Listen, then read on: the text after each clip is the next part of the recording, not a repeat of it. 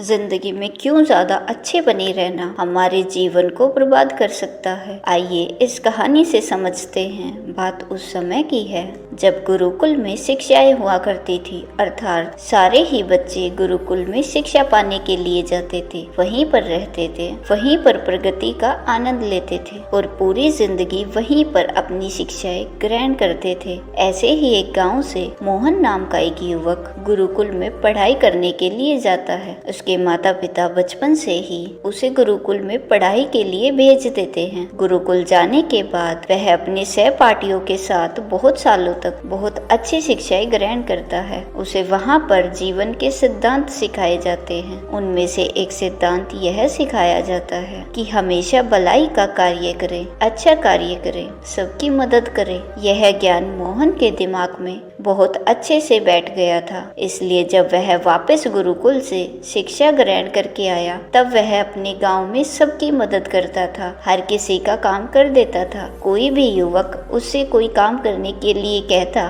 तो वह मना नहीं करता था। लेकिन जैसे जैसे समय बीतता गया, एक दिन उसने अपने कानों से छुप कर सुना कि गांव के कुछ युवक उसका मजाक बना रहे हैं और कह रहे हैं कि वह तो बस फायदा उठाने के लिए है, उसके तो मजे लो, उससे तो अपने काम निकलवाओ। वह किसी के काम को मना नहीं करता है, वह दूसरों के काम करने के लिए खुद के काम भी छोड़ देता है। बताओ कितना मूर्ख है। यह सारी बातें सुनने के बाद मोहन के कान में खून उतर आया। वह निस्वार्थ रूप से सबकी मदद करता था, सच्चे दिल से करता था, लेकिन बदले में उसे क्या मिला? यह सुनकर उसका दिल सहम गया। उसने मन ही मन में निश्चय किया कि आज के बाद वह किसी की भी मदद नहीं करेगा। और अब मोहन गांव का ऐसा युवक बन गया था जो किसी की भी मदद नहीं करता था। चाहे कितनी भी मुश्किल, कितनी भी परेशानी में क्यों ना हो, वह किसी की मदद नहीं करता था। मोहन को अब किसी भी बात से फर्क नहीं पड़ता था। उसके इस व्यवहार को देखकर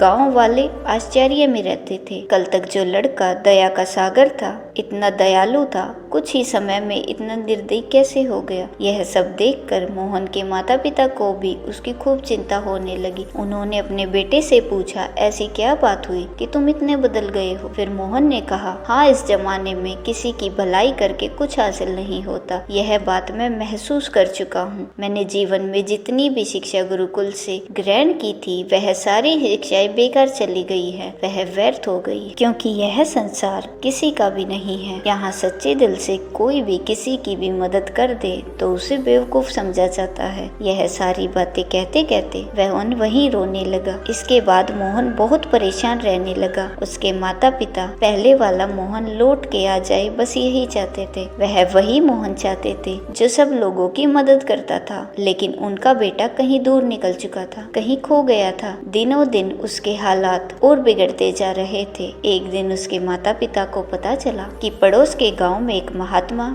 आए हुए हैं और वह मानव स्वभाव के बारे में कुछ बता सकते हैं। इसलिए मोहन के माता पिता मोहन को लेकर उस बौद्ध भिक्षु के पास पहुँचे। जब वह उस गांव में घुस रहे होते हैं तब एक औरत एक बौद्ध भिक्षु को जला कटा सुना रही थी। वह औरत सुना रही थी, तुम्हें शर्म नहीं आती? भीख मांगने के लिए आ जाते हो, सुबह सुबह अपना काम तो करते नहीं हो, दरवाजे के पास आकर खड़े हो जाते हो और पता नहीं ऐसी क्या क्या बातें कर रही थी। बौद्ध भिक्षु तो भिक्षा मांग कर ही खाते हैं, उन्हें तो सब कुछ ही सहना पड़ता है। इसीलिए वह बौद्ध भिक्षु एकदम शांत खड़ा हुआ था। उसमें बहुत जली कटी सुनने के बाद भी उनके चेहरे पर क्रोध का भाव बिल्कुल भी नहीं था और उस भिक्षु को उस घर से भिक्षा भी नहीं मिली। तब वह दूसरे घरों की तरफ निकल गया। यह सारा दृश्य मोहन भी देख रहा था। इसके बाद उसके माता पिता गांव वालों से पूछकर उस बौद्ध भिक्षु के ठिकाने पर पहुंचते हैं। वहां पहुंचकर वह देखते हैं कि यह वही बौद्ध भिक्षु था जो गांव में भिक्षा मांगकर वापस आ गया था, जिसे वह औरत जली कटी सुना रही थी। उनके पास जाने के बाद मोहन और उसके माता पिता ने उन्हें प्रणाम किया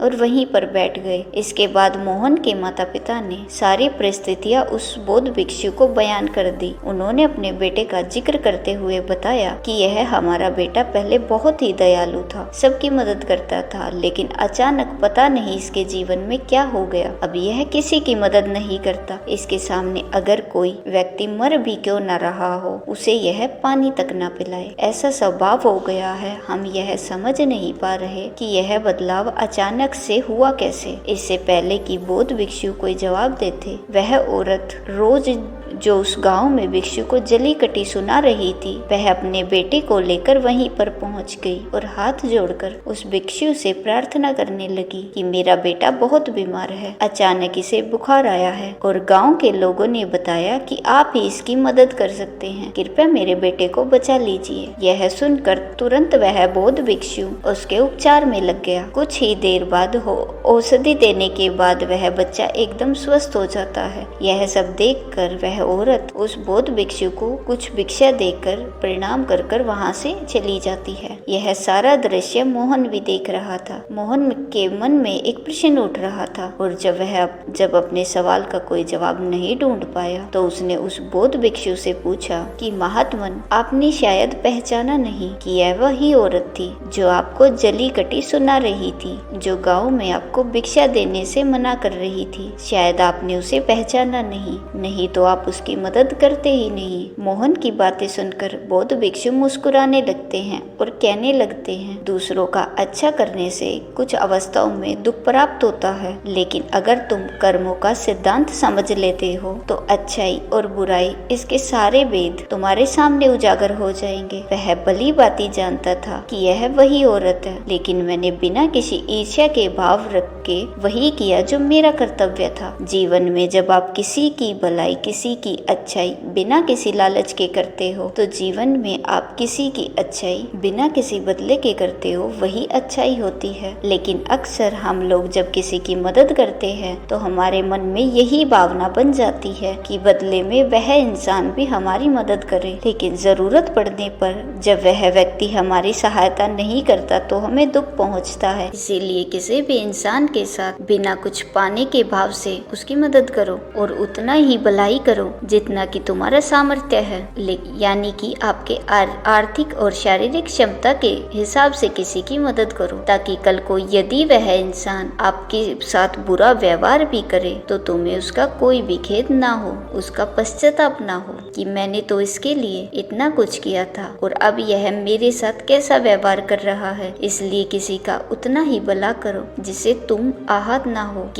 दूसरी बात, किसी दूसरे के परिवार के झगड़े के बीच कभी न पड़े। यदि कोई पति पत्नी आपस में लड़ रहे हैं और पति अपनी पत्नी को पीट रहा है तो उसे बचाने के लिए हम पहुंच जाते हैं कि भाई तुम औरत को क्यों पीट रहे हो। तो ऐसा करना तुम्हें ही संकट में डाल सकता है, क्योंकि वही जिसकी तुम मदद करने के लिए गए हो वह यह भी कह सकती है कि यह हमारी आपस की बात है, तुम्हें इससे क्या लेना देना, और इसका तुम्हारे पास कोई भी जवाब नहीं होगा। इसलिए दूसरों के झगड़ों में कभी टांग मत अड़ाओ। अगर ऐसी स्थिति पैदा हो जाए कि तुमसे कोई मदद मांगे तो सबसे पहले दरोगा तक खबर पहुंचा दो, सरकार इसका फैसला करेगी। तीसरी बात, अपने विवेक का इस्तेमाल करो, अपनी आंखें खोल कर देखो क्या इसे वास्तविक रूप में मदद की जरूरत है और कौन ढोंग कर रहा है, क्योंकि अक्सर लोग दया का पात्र होने का दिखावा करके आपको बेवकूफ बनाकर आपसे मदद ले लेते हैं। जैसे कि आज के युग में हम बहुत सारी जगहों पर देखते हैं, बस अड्डों पर, रेलवे स्टेशन पर बहुत से छोटे छोटे बच्चे भी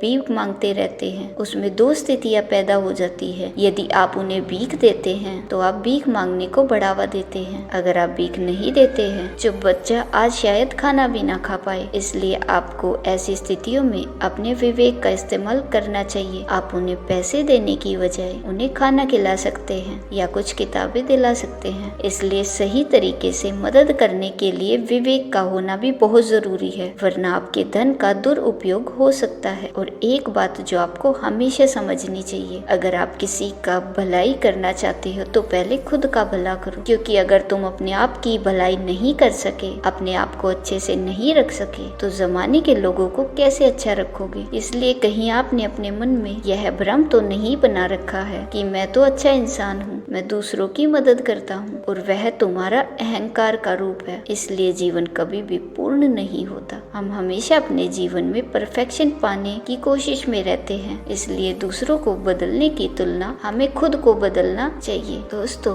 उम्मीद करती हूँ आपको इस वीडियो से बहुत कुछ सीखने को मिला होगा।